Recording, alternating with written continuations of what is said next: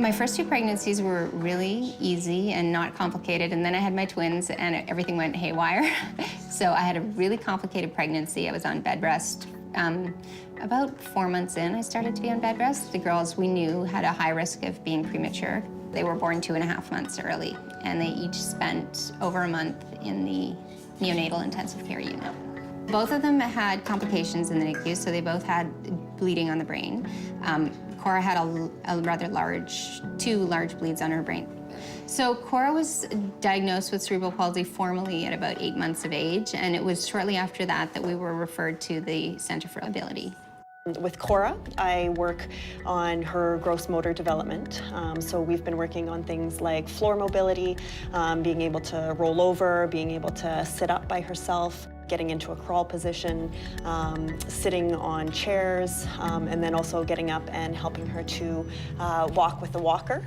I'm her occupational therapist, and we've been working on things like her feeding skills, learning to dress, learning to color. Here in the center, we work from a very family-centered practice approach, meaning that we look at what the family's priorities are, what they're really hoping for their child in terms of developmental milestones, but also, you know, what's really important to them. We wanted certain milestones like potty training, so then she got some occupational therapy help with that, and we talked through all of that, and Cora is now totally potty trained, which is pretty amazing, I think. Certainly as her speech developed and we noticed that she had some delays there, we started getting speech therapy. So yeah, it's just kind of evolved with Cora and her needs.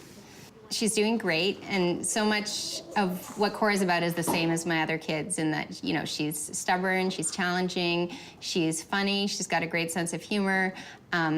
She loves to play, she loves dolls, she loves tea parties. She adores her older sister and her older brother, and, you know, she and her twin sister, they love each other obviously a lot too, but they can spar quite a bit. And, you know, I mean, one of my greatest pleasures the other night was hearing her and her twin sister fighting. It's like, these are the goals that I was hoping we would get to when we left the NICU, and we had no idea where Cora would be.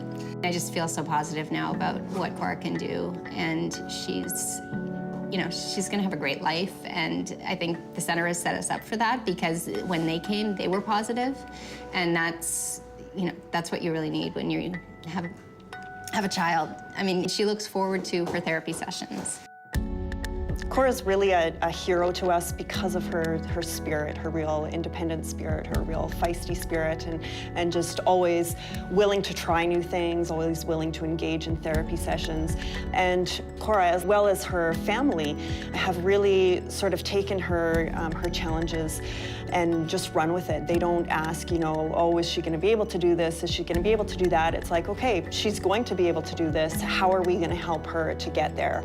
I think Cora has taught me that your life isn't necessarily defined by a medical condition that you may or may not have. Cora has the same desires and hopes and wishes. Like, you know, these are little wishes. She likes Shopkins.